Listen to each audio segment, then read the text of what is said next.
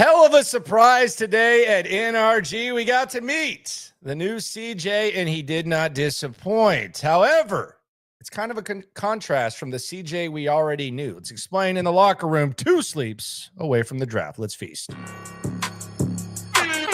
Yeah. Yeah. It's the locker room on YouTube. You know what it is. Let's get it. Hey. Locker room, yeah, we in the locker room. Texas talk, yeah, you know what we about to do. Localize, every angle's what we really do. We the source, we the pulse of the city too. Landlocked, got the game in the headlock. Localize every time, can't stop, won't stop. Yeah, we top 2 and we not too. Plugged in daily digital on YouTube. We got taste for days, opinions to give. We got a treat today. We didn't anticipate it, but we got to meet the guy who I think is a heads-on favorite to provide fans with the most entertainment and perhaps the team with a little bit of stress. CJ Gardner-Johnson, we hardly knew you. He wants to be called CD, I guess. He wants to be called 8. I think he's gone by like 16 names since he's been in the NFL. But the one thing that has consistently been part of the Gardner-Johnson experience is every time he speaks, it is entertaining, and he did not disappoint today. It is the locker room. We are 2 sleeps away from the draft. I hope you'll be at the draft party on Saturday, at 11 a.m., day 3, after the super streams on the S&L cast. I've just gotten word that there will be t-shirts there. We do have S&L t-shirts. So they are a thing. They will be a thing. Might be some limited supplies, but there's going to be plenty more where that came from. And hopefully you enjoyed the draft with us on the stream and you enjoy the party with us at one of the Houston staples, Karbach Biergarten, pizza, and pints. So I wanted to kind of just take a step back and look at where we are heading into the draft. And right now there seems to be an overall consensus that the Texans are going offensive line. No matter who the draft expert is, whether it's Breer, whether it's Jeremiah, who are the 2 guys that myself and Cody Stutes have kind of zeroed in on this time of the year, they all assume that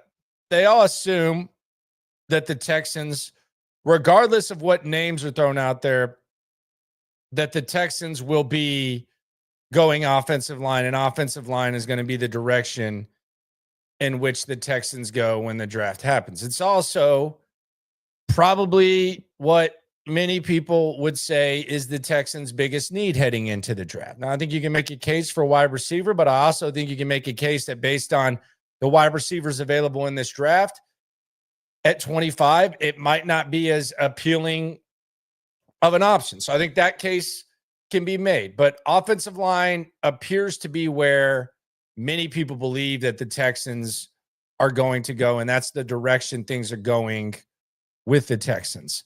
Shout out to Missouri. I guess Missouri is in the chat. Shout out to man who says he's going to be streaming the chat from Dubai.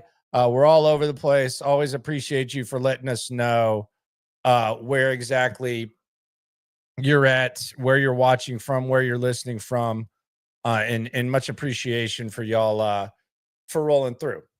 But the offensive line seems to be where the Texans are going in the draft based on what the dialogue is, which you take with a grain of salt because we have way too much time to talk about this.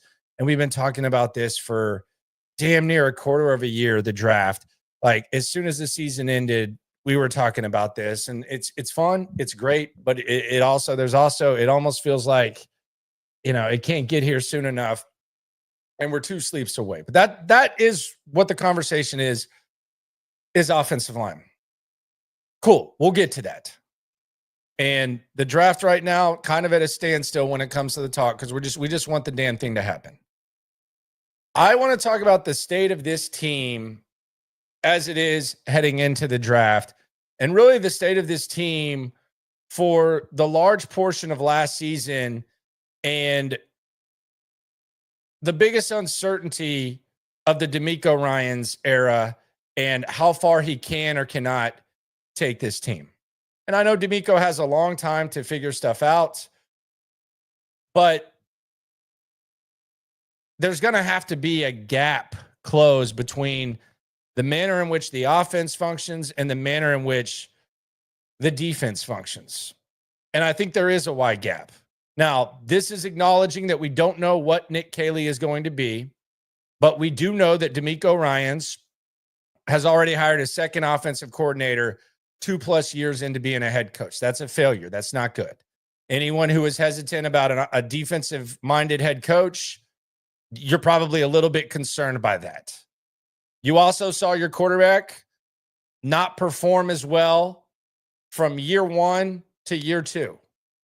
You've also seen the surroundings kind of decrease while the defense, DeMeco's specialty, the investment and the talent has increased, which can be a good asset to CJ Stroud, but there's going to have to be some sort of gap widened. You're going to have to start coaching guys up. You're going to have to start putting them in the position to succeed. And I think we kind of got the vibes.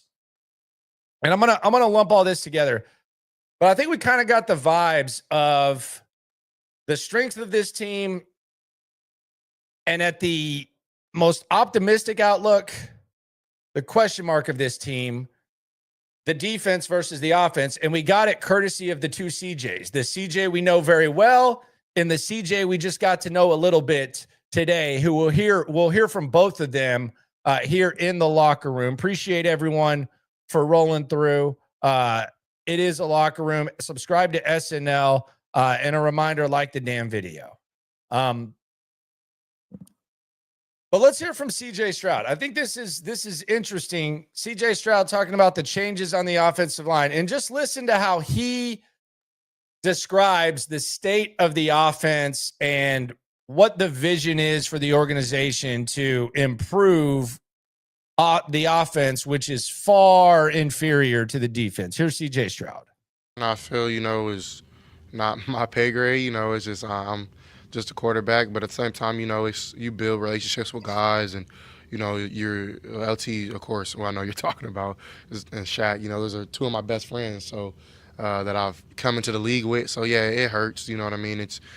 Our front office knows that, and they know how I felt about it, and but I totally understand, and I'm not against it at all. I totally think that we're heading to the right side of things. And I think something I learned about Nick is that he has a plan. No matter what happens, he always has something up his sleeve. So of course sometimes we don't know what that is, and but you just have to have trust, and that's something that we actually talked about today, having blind trust and having earned trust. And for Nick, he's gained my trust in both areas. So I'm excited, but I'm always going to be best friends with those guys and rooting them on, and I still talk to them daily. So see, blind trust and earned trust. So don't know what the vision is, but you got blind trust and you got earned trust from CJ Stroud. And I think that's really just summarizes the state of the offense. Like that's a very candid, honest approach of summarizing the state of the offense. We don't know what's going on. We really don't even know what they're going to do. CJ has a decent idea of what they're going to do and what they're going to run, but it's kind of an unknown. It's a very big unknown. And the reality is there's a wide gap between DeMeco's defense and the offense from a consistency standpoint, from a current state standpoint, and from just an overall vibe. So I think that's a really good representation from CJ Stroud. When these guys go up to the podium and I'm there, I expect that a lot of it's just going to be coaches speak. A lot of it might not be the 100% truth, but you take it all with a grain of salt. And sometimes you get like a really good feel and a really good vibe of the state of the team and where the team is. And I think that CJ Stroud, that is perfectly said. There's blind trust and there's earned trust. Now, I don't know that Nick Caserio has earned trust when it comes to offensive line. Like how we started this thing, I don't think DeMeco has either. Where we started this thing talking about offensive line, they've failed miserably in that area. They've been as ass as you can be in offensive line evaluation. They've been as bad as you can possibly be. It's been bad. It's been terrible. And they've been good in other areas, which has allowed them to still have good success their first 2 years, but it's been bad. And if that's where they're zeroing in on, then any trust would be blind trust. like CJ said. He said it's both of it, blind trust and earned trust. The earned trust is they're still going to put you in a good position to win. The blind trust is, man, they've done nothing on the offensive line to make me believe in them. So if I trust them, then I'm just doing it blindly, which is cool. I'm not telling anyone how to do it. I just don't know. Maybe Nick Caley and Cole Popovich figure something out. Maybe this system is able to get guys in a good position, but I definitely think it's blind trust. I think that summarized the state of the offense. I think CJ Stroud did a hell of a job of doing that. Then we have the defense. You know you're going to have a really good defense. And we go to the other CJ. Let's get a feel of the defense. So right there with the offense, one of the leaders of the offense, the leader of the offense, trust, don't know the plan. Well, let's hear from CJ Gardner-Johnson, CD, whatever the hell he wants to call himself. Y'all will hear from him. Pleasant surprise. So I was told yesterday that it was going to be Pitre, Cam Robinson, and Christian Kirk. Christian Kirk had somewhere to be. So the captain, he did not arrive. Captain Kirk has arrived. No, he hasn't. I repeat, Captain Kirk has arrived. He did not. He did not. And I was looking forward to playing that when he was here. So they just like killed my vibe there. But we were sitting there waiting for the media availability, and in walked a dude with a crazy ass hat. And I had not seen this dude in person before, at least up close. But I immediately knew this was the man known as whatever the hell he wants to call himself. And he did not disappoint. And he also provided the perfect vibe, an appropriate vibe for the defense. Let's get to know one of the newest Texans, CJ Gardner-Johnson. And let's kind of react to this because I think there's going to be plenty more where this came from. He has a lot to say and he has a lot of jokes. Let's hear from him. What's down? Fire away. The funniest thing about this, just a second, this isn't a post game. This isn't like post game gear. Like they're just lifting weights and running around. And my man just threw this hat on. This isn't like a let's get up type of thing, but my man just threw the hat on. Seen some videos with some of your teammates. How did that come about, and what's it been like? Which ones? So I here? Yeah, here. To be honest with you, I'm still shocked, but I'm happy. New fresh start, meet new guys. I think the biggest thing I noticed is this team's very young. So being the oldest guy, one of the older guys in the room, got to realize that we're here for business, here to have fun, but we're also here to win football. So being around those guys, I kind of got a little feel for them first couple of days and how we go about things here. Stingy said that you and Kamar Lassiter are pretty much the same person. Have you seen that since you Same person? I don't know. Kamari ain't this. met him and worked out with him? I respect that, but I think He's like, I don't know. personality probably meant that, but K3's funny. He's a funny guy. I worked out with him already.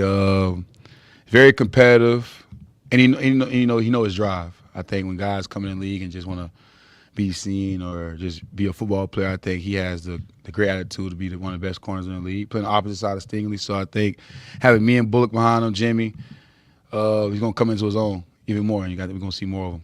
CJ, two-part questions. What's up? First one, ask you what your style of play and your mentality of the game and have a follow-up. Get the ball, hit hard, and I guess they talk crap.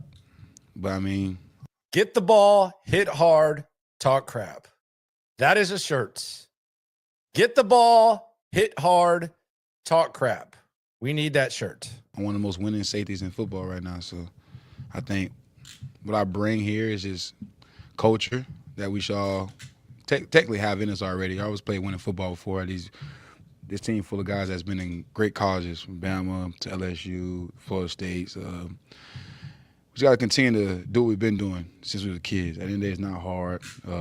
Go out there and trust each other and trust what Coach D'Amico is telling us and go win some football. Like you said, you come from a winning background with the champs. What do you hope to inject and kind of bring along with that to these guys who have been playoff team but are still trying to take that next step? To be honest with you, just help them understand who they are and be where your feet are. I mean, the moment's not too big or too small for anybody. I mean, I think me come from a great organization with Philly. I think coming here is just basically letting these guys know that winning is everything. We do it the right way. Everybody's happy. Everybody get to do what they need to do. The media, you guys are even happy. So I think coming here, just teaching those guys how to win and going about the ways of winning, not just winning the division, trying to win a championship, conference championship, win a Super Bowl. So when you've done that, been there, it's easy to talk about it, but you got to do it by action. What has it been like for you personally? You reached the goal that you've been close to, and then you're on a new team. What has it been like emotionally for you and the process of buying into what they do here after everything you've gone through in a short time? I think this was a great move for me. I think it allowed me not to get too comfortable. People understand, like, I was comfortable where I was at. It was easy. When I say easy, it was I had resources I could easily access, people I could just go talk to. I think moving here, being an older guy, I actually have to grow up. That's a funny statement, but growing up and teaching guys, like, it's more than just football. Being traded multiple times, I think people overshadow it by the things I've done in the league, but in reality, I just love playing football. I think I wouldn't be here if I didn't love football. I think I would still be in the league if I didn't love football or play with the passion I got. So I think the emotional state for me right now is cool. I mean, you can't get too much business. But I know there's other guys that depend on me when I get to the team, so I got to make sure that I'm where my feet are. And mentally, I'm doing what I need to do. Is that what it is? By your last statement, is that what you're going to be able to bring in helping safety like Caleb Bullock to help hone his skills going into his second year? And how dangerous do you think that safety backfield is going to be with you and him back there? Just look at how me and Malcolm Jenkins developed when we was in New Orleans. He came in, it was like my second year from the Philly. Taught me things that I saw the game in a different way.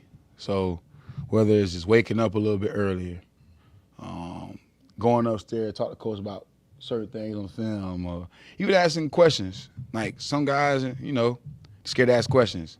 I think the more you give them confidence, because we all know there's no such thing as a dumb question, but just ask it. I think being a young guy, you're afraid of what's going to happen or you don't want the response you want. But I think looking back how I was raised with Malcolm and Marshawn and Tyron Matthew, all those guys, I think just go out there and be yourself. You're still the same guy. So the confidence he's going to have is going to grow even larger, and it's going to be dangerous.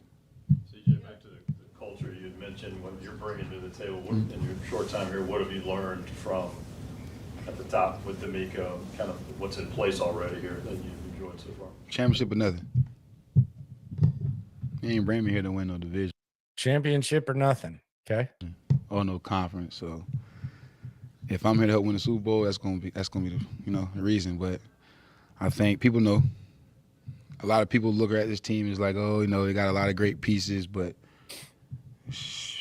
me to you, I think it's more than just a lot of great pieces. You have a great culture here, great organization. I think the more you fill this up with winners, not just me.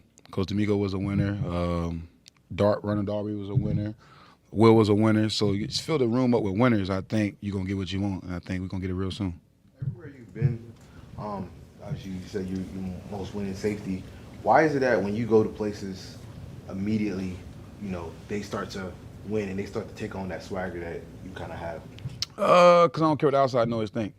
Like, people can put on the media about the PFFs, the next-gen stats, but when you can actually go in the building and go to work and your teammates know what type of caliber player you are and you can look in the mirror and say, I own up to that mistake, like, you're going to get scored on. You're going to get ran over. You're going to get ran past. But I think why my teammates love me is because I don't let it sit on my mind. I don't let it dawn on me because at the end of the day, the plays last, 5, 6 seconds? You got another one right after it. So for me, coming here is just installing the next play mentality.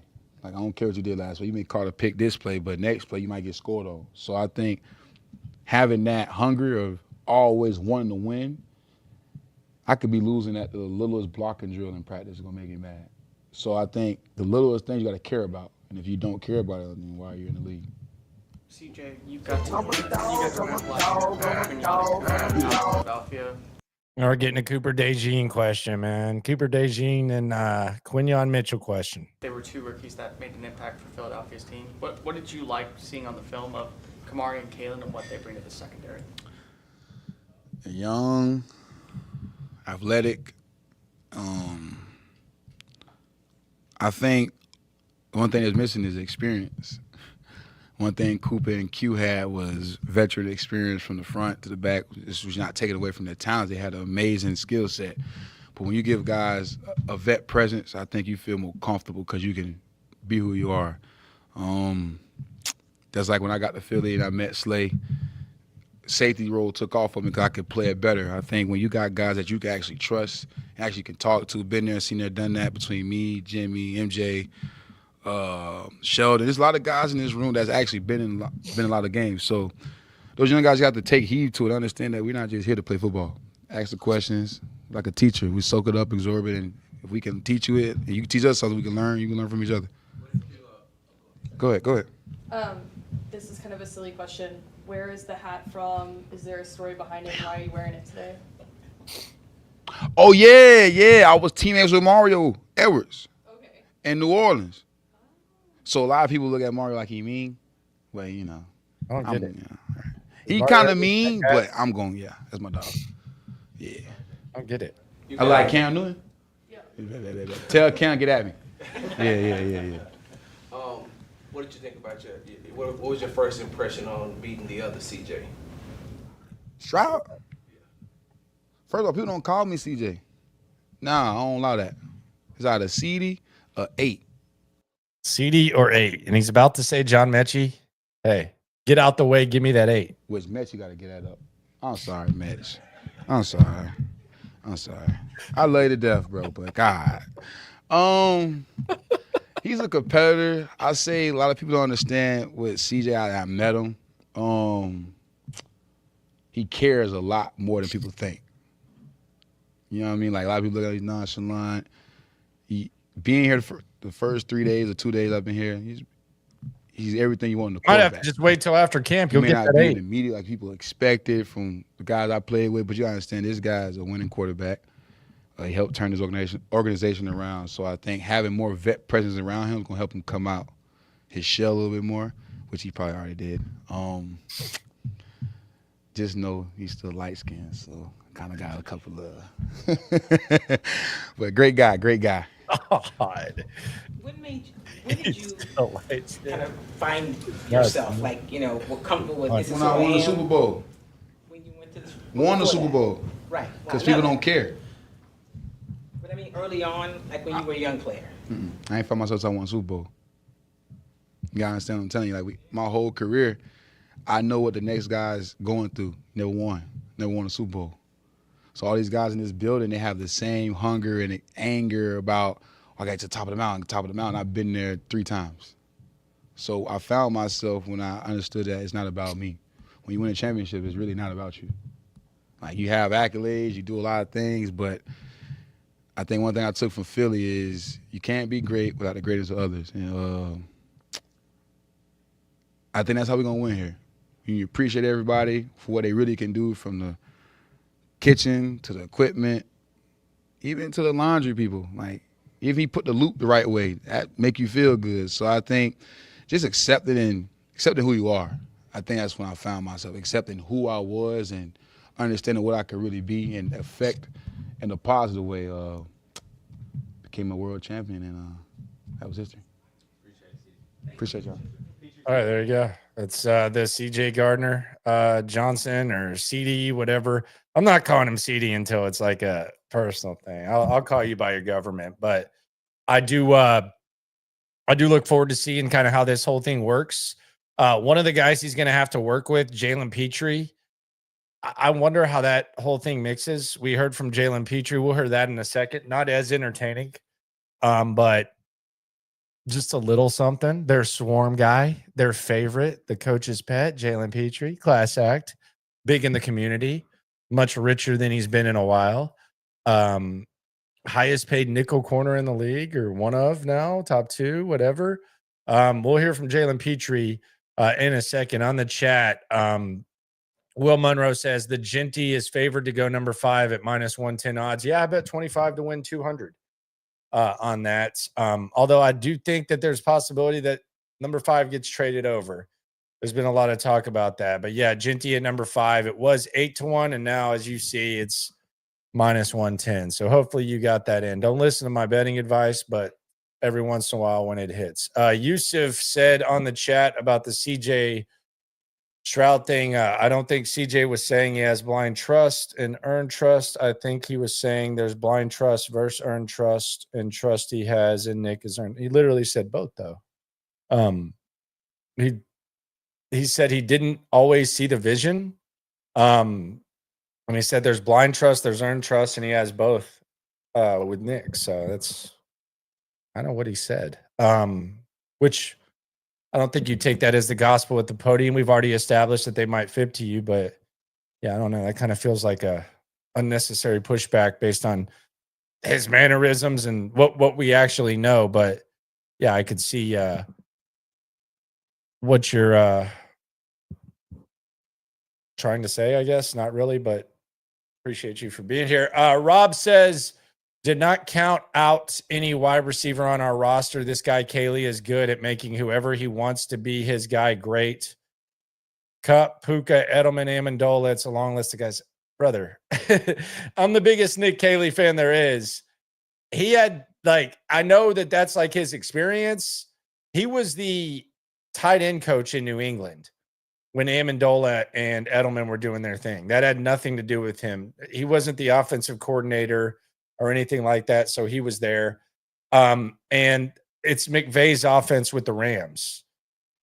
So I don't know what that would be based. That's a little bit crazy to give him credit for that. That's McVay and that's McDaniels or whatever. So maybe he has experience in moving guys around, but if you think that based on him being in the building in New England with McDaniels or being in the building with McVay and at the Rams means that John Mechie or Xavier Hutchinson are going to have like some sort of breakout, I'm sorry. I think that's a little bit. I think that's a little bit crazy to me, for sure. Sean says or asks in the chat before we hear from Jaylen Pitre, and Jaylen Pitre actually mentions the guy that you're asking. So this is a nice little alley-oop from you. Do you think Christian Harris gets traded before the end of the week? I think trading Christian Harris would be one of the dumber things that they could do. He's very cheap. I don't think he has barely any value given the fact he can't stay on the field. There's not like an overwhelming amount of depth at the linebacker position. He's basically going to be using you to get a payday. So even if he plays his way into like a contract that you don't want, I think it's good. And I think you got to try to reap the benefits of what Christian Harris can do. So trading Christian Harris for me would be a dumb move. I don't think there's much return in it. Maybe somebody really likes him and saw something from him, but I wouldn't be that in favor of it. But I will say the fact that they paid Jaylen Pitre what they paid Jaylen Pitre makes me wonder. And I think the answer is probably yes, if they're going to play that style of defense even more as much this year as they did last. Because when Harris was hurt and they had Pitre on the field for like 100% of the snaps early on, you thought, and it was kind of an adjustment based on not having a lot of linebackers, but that you got to think that maybe that's the way that they're going to go now. So I would be surprised, but I would not love it. Lucky Redfish says, damn, I love football. Yes, it is an all year type of thing. There's no doubt about that. What if you have to trade Harris to move up? I don't know who would want Harris to move up. I don't even know what his value would be. You don't really see like a lot of players being traded for move ups. So yeah, nobody's giving a 4th round pick for Harris. That would be pretty crazy. Nobody's trading for Dameon Pierce either. I do not think. Maybe like something late, or maybe you can get someone's scraps. Let's hear from Jaylen Pitre. Jaylen Pitre. He spoke. He's not CJ Gardner-Johnson, but God, they hold him in very high regard. Let's hear from one of the faces of the swarm, Jaylen Pitre. Blessed. Yes, you are. Found out the negotiation was done and that you were going to extend your career here. What's the emotions Yeah, I was extremely thankful, thankful that I was in God's will for me to play here for 3 more years and that, I was going to get to go back and, keep playing with my teammates. I think that was the biggest thing and just continue to build something in Houston.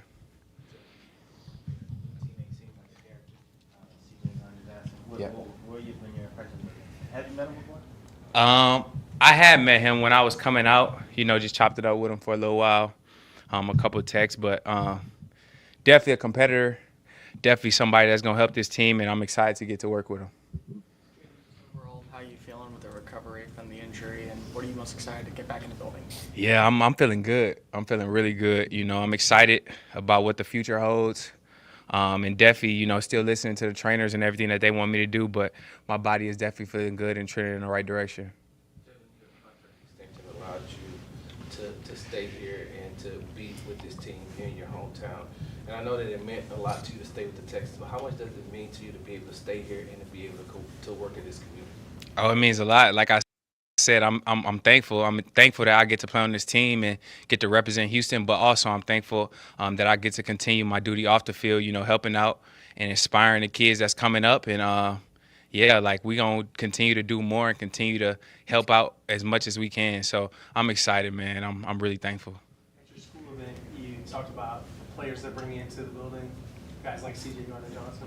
What kind of secondary do you feel like this could be potentially? On paper is always a dangerous word, but just with the collection of players you guys have. Yeah, I would say a competitive one, a group that's going to continue to lift up each other, inspire each other, and demand the best out of each other, from top to bottom, left to right. We have playmakers, and our coaches definitely know how to, put us in the right position to make plays. So I'm very excited about what the future holds for us as a group and overall as a team. Like, I feel like we definitely have the pieces, and it's about, putting in the work for when the time comes. Jaylen Anderson was pretty locked in yesterday. He was ready to play yesterday. What's it like being around that guy? He's been 5-10 minutes with him talking ball. What's that mean for you as a team? He means everything to this team. He's definitely a pillar for this team, definitely an important leader for us, and definitely, an infectious guy on this team. Like, he has great energy all the time. He's doing things right consistently. He's definitely a guy that I look at on a daily basis to, continue to draw energy from because no matter what he's going through at home, we all go through stuff, whatever it is, but like every day that Will shows up, he shows that he's grateful to be here, and he shows that through his work and through the way that he talks to people. Like, his energy is definitely something that I try to, channel every day because, like, he going to show up with a smile on his face, and he also going to show up ready to run through a wall for you. So just trying to, mimic that as much as I can. From the safety position, you're playing the nickel corner. And of course, your injury didn't allow you to continue for the complete season. How much from playing during the time that you did are you able to take from that to bring it into this year with the knowledge that you have of playing there? Yeah, that's a great question. I think those 12 games and all that time that I spent, I'm really thankful for it because it definitely taught me a lot about the position and how the coaches want me to do it. And I think it's just, a building process now, like learning the things that I did well and the things that I didn't do as well and just trying to build off of that. It's trying to find ways to get better and continue to evolve as a player in this defense. I think that that's the most important thing to not only help myself in terms of production, but ultimately help the team to get the wins that we need to get and to get where we want to go. So, like I said, I'm thankful that I'm playing nickel, and it's been fun. Now you're kind of a veteran, right? You've done this a few times, different staffs. Talk about what's so important about this time of year, OTAs, and how much it really helps you guys throughout the year. Yeah, it's extremely important, and I think that the coaches are showing us that. This is the foundation for the season. Everything that we do now matters. Everything that we do now is gonna, help build into what we want to do during the season. So it's important that we take this time we lock in and focus to what we're doing because these days go by fast, and before you know it, we all gonna be out there at training camp, hot, sweating, and the bullet's gonna get flying. So it's important to take every day and to continue to learn and understand that, it's gonna be on us fast. So we're definitely looking at this as an important time and just trying to set that foundation right now to get where we want to go when the season comes. What's something about your position now with 12 games and last year's training camp under your belt? Do you feel like it's maybe going to be easier now that you've had some experience there? Damn, yeah, that's a great question. Easier. Damn, Stoots. Easier. What you trying to do? Give him a test? Good Lord. I don't know. I don't really have an answer for that one. Yeah, damn, Stoots. I think the easiest thing is going to be going out there with my teammates and, doing my technique and just having fun. That's going to be the easiest part. But, obviously it's going to be some problems that arise throughout whichever game we're playing, or even with the new offense we're going to be going against during training camp. So not sure about easiest when it comes to that thing, but I know the easiest thing going to be showing up every day and getting to compete with guys like Will Anderson, Aziz, Sting, Kamari, Kalen, CJ. Like, it's going to be fun. Christian, Henry, Daniil. Keep going. Everybody, man. Like, right. I'm excited. Name the whole squad. Name the whole squad. Gardner-Johnson. Goodness gracious. By the way, Stoots stumped Pitre. He was almost as stumped as Stoots was when he did that appetizer draft. Good Lord, that was. Did y'all see the appetizers that Stoots drafted? Good God. Someone so big, he damn sure doesn't know how to eat. Take it away, Pitre. The culture that he kind of noticed here was championship or nothing. And he said he's trying to help get you guys over to that hump to get to where you guys want to get to. What do you think he can bring to help you guys get to where you guys ultimately want to be? I think he can bring a lot. Like I said, that competitive nature is just going to continue to rise because obviously we have a competitive group, but when you add a little bit to the fire, it's definitely going to continue to grow. So he's definitely going to add that, and he's definitely also going to add that championship, like what it takes to get there and like how it's going to feel when we get there. Like, he's been there, so he understands what it takes and how it's going to feel. So he's going to be able to, voice that to us. And I think that he's definitely going to be a great leader on this team and somebody that we all can rely on, not just the DBs, to, help us get there for sure. You've gotten to go up against him for the last several years in Jacksonville. Christian Kirk comes to this offense. What are some things that stand out about his game that should help elevate the passing attack with CJ going into this upcoming year? That's a great question. And then when I seen we got him, I was like, one thing that I take pride in is not letting a receiver like put his hands on me or block me. But for what I can remember last year when we played them here, he definitely blocked me. So definitely excited that he's on our team. He can run every route in the book. Definitely a quarterback's best friend, and definitely going to stick his nose in there when he has to. So I'm excited to go and, compete against him a lot more in practice and not in the games, but definitely think he's going to, add a different element to our team and going to make everybody better, including me, just going against him every day because we obviously know he's a receiver and he's more in the slot. So definitely going to be someone I'm seeing a lot. So I'm excited. We'll close with Landry. Nope. What is it like kind of balancing? You're kind of one of the guys that D'Amico and Nick talk about as like a leader of what y'all are trying to do here. How do you balance someone who's been where you want to be with CJ and incorporate what y'all have already established with what he brings into the mix? I think the biggest thing for myself is just not thinking too much of myself, trying to be as selfish as possible and trying to understand that, I'm growing as a player and we're obviously growing as a team. So we can never, come to a situation where we think we know it all. I think that's the biggest thing. Me in the past where I've, struggled, feeling that I've, think I've made it or I feel like I've mastered this. Like, now I'm trying to approach everything with the mindset of like, we're never going to be finished. Like, it's always another step to it. So I think, like you said, CJ is going to bring that. Obviously, we have a lot of coaches on our staff and other players that have been to where we want to go. So it's just all about us all having an open mindset to continue to learn and continue to challenge each other on a daily basis and hold each other accountable on the field, in the meeting room, running sprints, like all of that stuff. It's going to look different for everybody depending on, like the communication and how everybody takes it. But it's all about, challenging each other and being open to, growing. And part of the reason I asked him that is I just think it's an interesting dynamic because 10 minutes earlier, we're watching CJ Gardner-Johnson go in there. Confident guy. Already kind of sounds like a guy who's, I don't want to say he's like establishing himself as like a leader, but I mean, he's being talked about as like one of the guys that's there. He's doing everything they want to do. He's a leader. He's been like, he's talking about being older than everyone. And then you have the young guys like Jaylen Pitre and Will Anderson, who've established something, but you don't want to.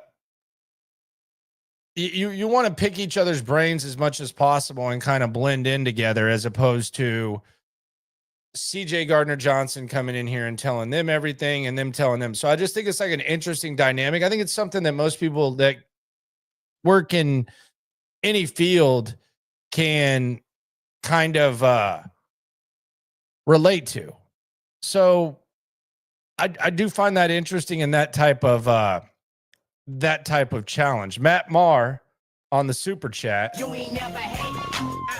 Swarm. He says, "What's good, y'all? Been in jail. What have I missed?" Just a countdown to the draft. I don't know whether Matty was in jail or not. If he was, hey, glad you're out, my friend. Hopefully they served you something nice. Hopefully you got you a nice little meal out. If you were in, I think we talked to you a week ago, so it could have been a week stay. Who knows? But if you were there, hey, shout out to you. But really just draft talk. So hopefully you're going to be here for the stream. Hell, hopefully you're at Karbach on Saturday at 11 a.m. with myself and Cody Stutes for sure. Speaking of Cody Stutes, Neon Peacock said Cody catching strays on the apps. Yeah, his appetizer list was absolute trash.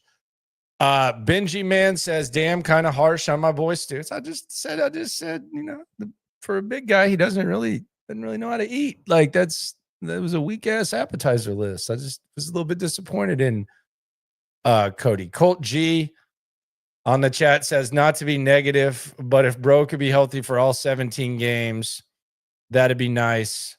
LMAO. And then Blue Boy on the chat. Shout out to everyone at night. We're a few hundred deep right now. Am I the only one pumped about running it back with Sheldon Rankins? Did you hear Will Anderson yesterday?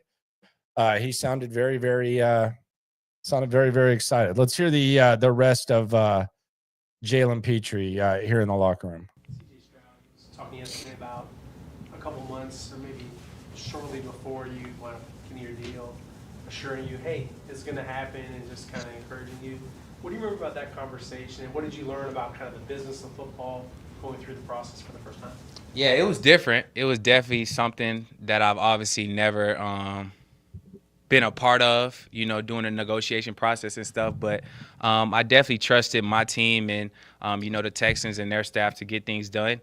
And, through that process, CJ just basically reassured me of that everything is going to work out in God's plan and everything's going to be okay. And, we look up and, the deal is done and it's time to get back to work. So, like I said, I'm thankful and ready to go.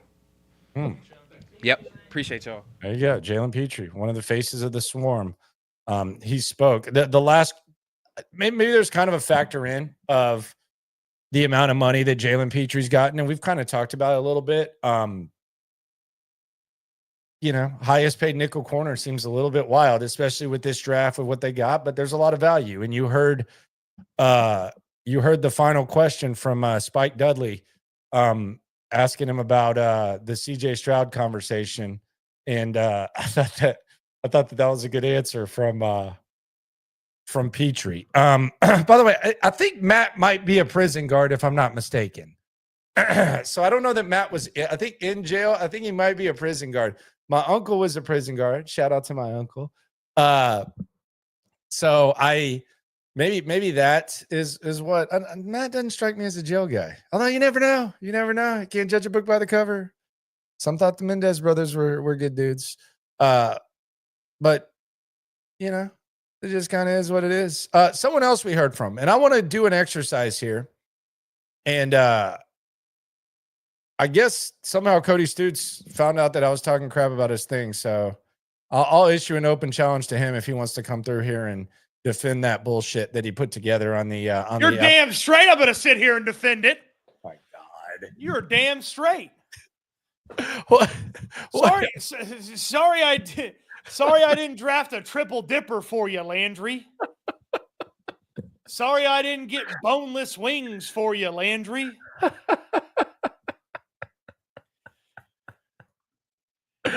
Matt, yes, he is a prison guard. So there we go. Okay, so here we go. The ultimate appetizer draft. Look at this. Look at what? Chips and queso? Cheese sticks? Look at what? All right, Cody. Are you serious? Oysters? I like oysters more than anyone. I didn't even know you liked oysters, to be honest with you. This is kind of news to me. We don't ever go to a place that has oysters. Well, the best happy hour place in town has oysters right there, kind of by NRG. Well, that's great. It's got. I mean, we don't go. But yeah, oysters is just kind of like a layout of a thing. I guess you can call it an app, whatever. I think oysters is like its own area. So I think you got a little bit. I think you kind of realized that you were going very generic and whack, and you just tried to get fancy with the oysters. I'm sorry. Hold on. You're trying to tell me that missionary and doggy and good? You want some Kama Sutra on mine? Because chips and queso and cheese sticks is about the best appetizer duo you could start this. Cheese sticks, nah. Cheese sticks comes in a sampler. Cheese sticks, no. Where have you been, dude? Nah, the fried pickles are fine. You can do that, but the cheese sticks are just something they throw in. When's the last time you ordered cheese sticks? Buddy, every time we go to Pluckers, I get the cheese blocks. Yeah, that's like fried mac and cheese. No, that's because you get the sampler. I don't get the sampler because they only give you 2 of the cheese blocks and they give you 4 of the Holy Mac. And I don't like the Holy Mac. I like the cheese blocks. And I get them at Big City Wings too.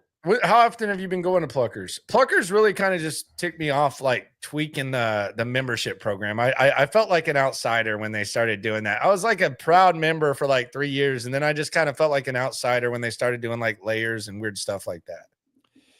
Yeah, I've been at Big City Wings a bunch more than Pluckers recently. Yeah, it's not really. That was a little too much for me. A little too much. What did I miss? What great appetizers did I miss out on? I would say potato wedges should be ahead of cheese sticks. Potato wedges? Potato wedges go in. Potato wedges is a side, my friend. You're not getting that on the appetizer menu. No, I'm talking about potato wedges like the. You're talking about potato skins? Potato skins, yeah, potato skins. When's the last time you went to a place and had actually really good potato skins? They're also not on everybody's menu. Yeah, well, neither are oysters. Neither are crab cakes. Like, where are we going? Crab cakes? What are you taking? Look who I'm going against. I had to get fancy on some of them. Crab cakes? Like, Rafi's listed off where you can get like cheap versions of the item and expensive versions. I had to get a little fancy. Crab cakes? He kind of cheated with wings, though. I mean, let's be honest. That's a meal. Wings is a meal. You're the worst commissioner ever. How is wings not a meal? Because it's on everybody's appetizers. No. Where are wings a meal outside of a wing place? Everywhere you go, brother. Wings are a meal. No, they're not. They're appetizers. But you order them as a meal. Who's ordering wings as an app? Maybe your weak ass orders them as a meal. When's the last time you ordered wings as an app, bro? When did my fat ass order wings as an app and then get a burger after? Basically every time I go to a sports bar.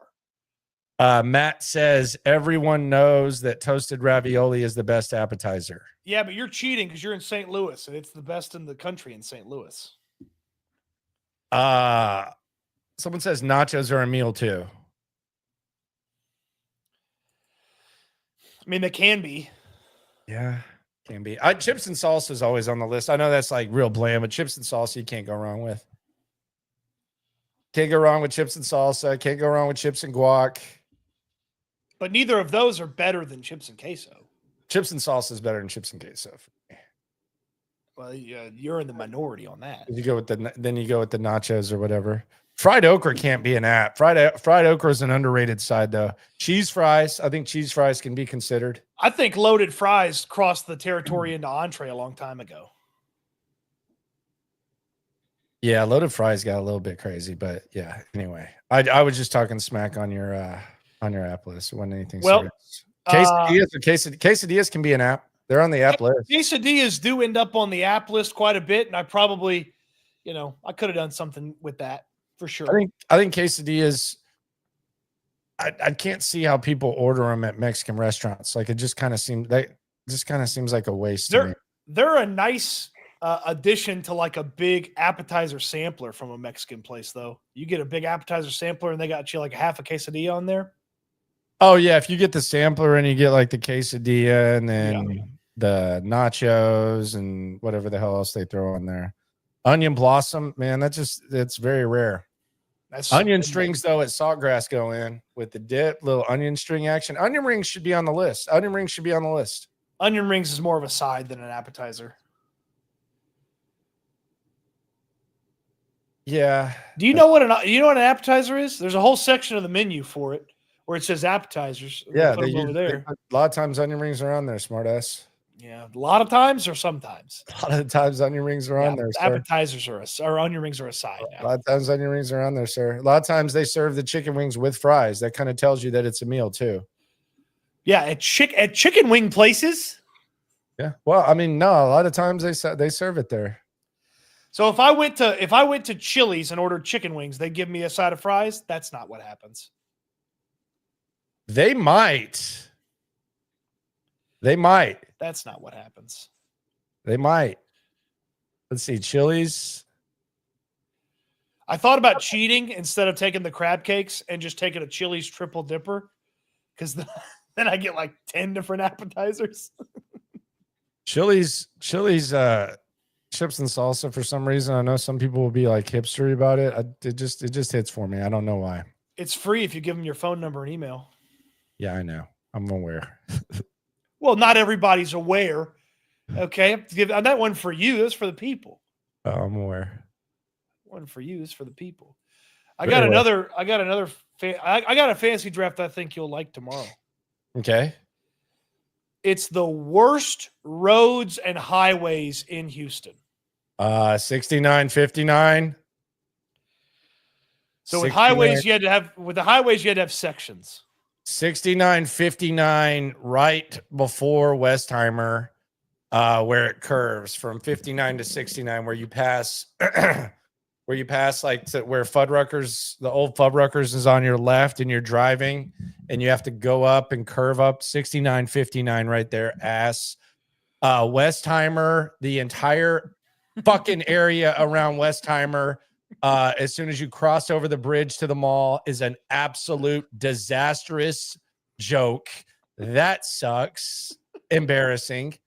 NRG right around the Galleria. NRG, the exit where the Burger King is, like where you're exiting on the opposite end, where Burger King is, and like the blue lot, like the back end of the blue lot. Okay, yeah. Ass. That is ass.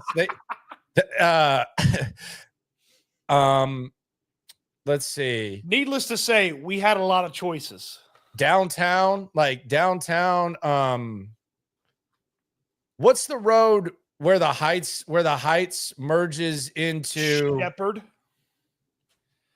No, over Shepherd. Like if you're like, let's say that you're leaving, if you leave Pluckers and you take that left, Durham, and you take that left, and then you're going down the street and you're passing you're passing Are you thinking about TC Jester? Where Taco Bell and like the Target is. Oh, Yale. Dude, where freaking Trill Burgers is, that is bad. The Trill Burgers, like the Trill Burgers and the Whataburger across with the Star Pizza. Oh, that's dude. That's Shepherd. Dude. And there's always like 85 cones out. Oh my God, that is awful too. Yep. Yeah, there's a lot of choices. There's some good ones. There's a hell of a lot of choices there. That's a good one. It's terrible. And they're like kids with Legos. They don't get it done. No. Taylor, everyone's saying Taylor. San Felipe, Galleria area is 100%. Post Oak's terrible too. The whole little section of 61059 right by me is just a disaster. What about that gas station that randomly has like $8 gas right there, like across from the mall, like on the other side, like the yeah, right there. It's on San Felipe right there. Yeah, that gas station that like is like, it's not even like a nice gas station, but they always have like $8 gas. Just flexing, and then you go down there. Always see people getting gas there, and I'm like, go crazy. 3 blocks. It's not as expensive. It's crazy. Yeah, the roads. Whoever designs these roads and then they redo it is just the worst. Yeah, bad the job. Absolute worst. Terrible. God. Just Bad job. miserable. And then you go to the Galleria and there's people just standing in the middle of the road too. Like, That's true. That's so dangerous. It's so dangerous. I wanted to give dude $5, but it was like, man, if I do this, then all of a sudden it's like the whole principle. Like all of a sudden he's going to be in the road the whole time. Like, Right, yeah, you don't want to get any ideas. when I used to live right there and I was connected to kind of like that corner store when I could go by, like there was someone out there and I gave him $5. And the next time I went in, like my dude who owned the store was pissed at me. He was like, "What's wrong with you, man? Landry, what are you doing?" I was like, first of all, it's kind of sad that you know my name. By the way, another 12-pack of IPA, please. But he was like, yeah, you know, if you do that, you're hurting our business. And I was like, oh, well, I wasn't really thinking about that. No. I'm thinking about that. Good point by him. Yeah, well, you know. All right, that's 11 o'clock on the stream tomorrow, on the show tomorrow. Yep. Folks.